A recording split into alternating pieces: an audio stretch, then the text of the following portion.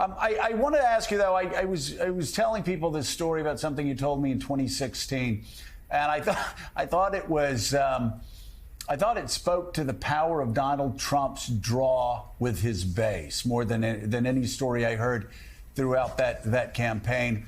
You told me after, you said, I went to a house, knocked on the door, had the wife come to the door. We had the most incredible conversation. The husband came, the kids were there, and I sat there talking to him for 20, 30 minutes, hugging them. It was like they just absolutely loved me. And so as I was leaving, I asked, hey, so I can count on your support then?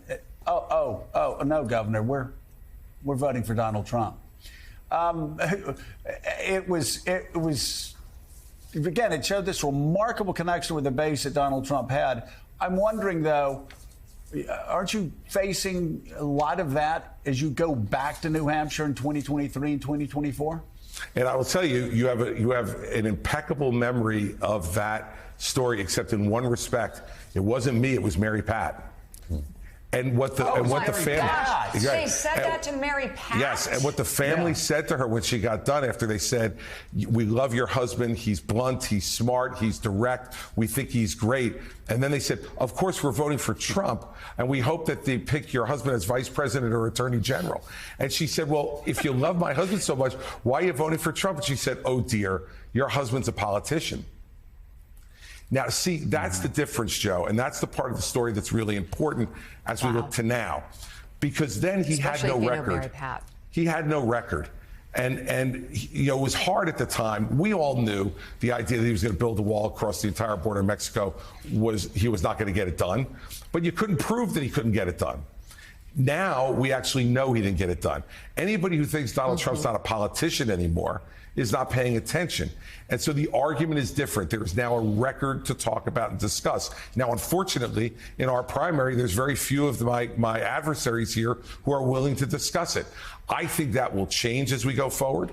And I think you're going to hear more people following my lead on this, which is to say, not only is he not a truth teller, and that's clear, but also he does not provide results that Republican primary voters want, either if he got into office, like when he did, or against Joe Biden, who he's the only man outside the state of Delaware to ever lose to Joe Biden. I know that hurts his ego, but the fact is he'll lose again if he's the nominee of our party. So off of what you just said, off of the facts of this story, off of the facts of his record, he does have a record, you still have people, his supporters, who will say, you know, well, I'm for him because he fights for us. So going forward, do you think that Donald Trump, off of his record and off of his fake fighting, do you think that he's a danger to the country in the future? And if by some chance he became the Republican nominee for president, would you vote for the Republican nominee for president? Would you support him as the nominee? I've said I won't vote for him. But, you know, the fact is that his problem on the fighting issue, Joe, or I'm sorry, Mike, is that he fights for himself. He doesn't fight for our party or for the American people. Do you think he's a danger to the country? Well, I don't want him to be president. So, yeah. I mean, you know, the fact is that he's a guy who has shown over the course of time, and even more particularly, I'd say, Mike, in his post-presidency, that he is detached from reality in this respect. He continues to say, and he said this the other day in response to a question when Bret Baier asked him, you know, how are you going to win back the suburban women voters that you lost in 2020 to Joe Biden? And he said, first off, I didn't lose in 2020.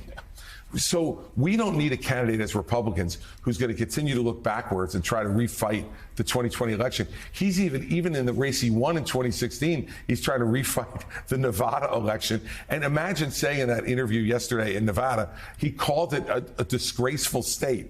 Well, that's an interesting approach to trying to win their electoral votes. By the way, you people are disgraceful. Vote for me, please. I mean, this guy is only about him. Only about him.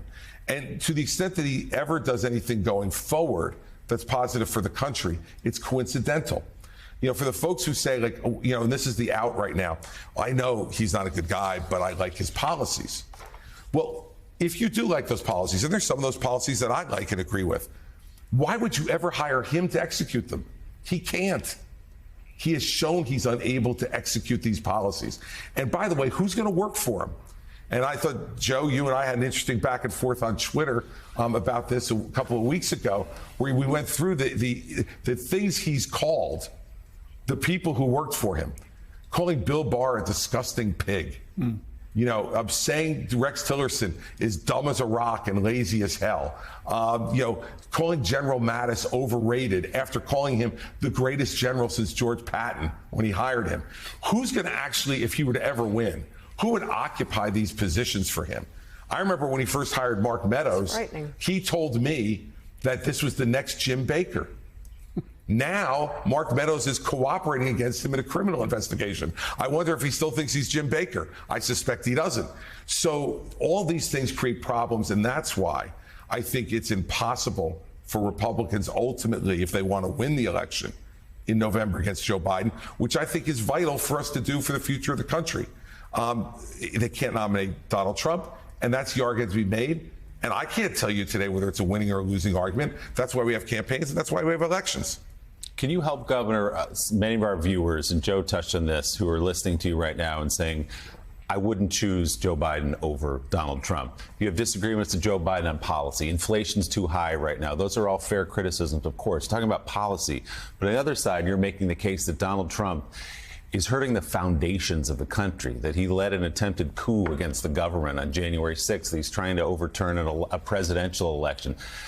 And you say you can't support that. So how do you, when you put those two side by side, how do you choose Donald Trump over Joe Biden in that case? Well, that's why I'm running, Willie, is because I don't want the choice to be Donald Trump against Joe Biden.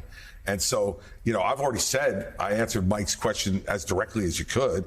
And the fact is that this is an awful choice. I think the last poll I saw was 70% of the American people don't want the choice to be between Joe Biden and Donald Trump. And let's face it, you know, President Biden, in my opinion, I've said this before publicly, is too old for this job. He's just not up to it anymore. And I've known Joe Biden for 40 years. I've known him longer than I've known Donald Trump. Mary Pat and I met Joe Biden when we were students at the University of Delaware together. And he would walk around the tailgates at the football games and come and, you know, cop a beer off of every student tailgate he could. I've known him for a long time. And by the way, at a personal level, I like him. He's a nice guy. But he's dead wrong for the job, and he's too old. Does that make Donald Trump too old, too? Yeah, I've said both. Yeah, I've said both of them are too old. I've said they're both past their sell-by date, and they are. We do not need a choice in 2024 between two candidates who are combined 160 years old. I'm sorry. Now, you know, there'll be some people out there who will use the phrase ageist. Guilty. I think there is something to the fact that you get to a certain age, and you shouldn't be president of the United States, because the job itself is too hard, too taxing, too much for somebody at that age. And I think that both Donald Trump and Joe Biden qualify for that sell-by date.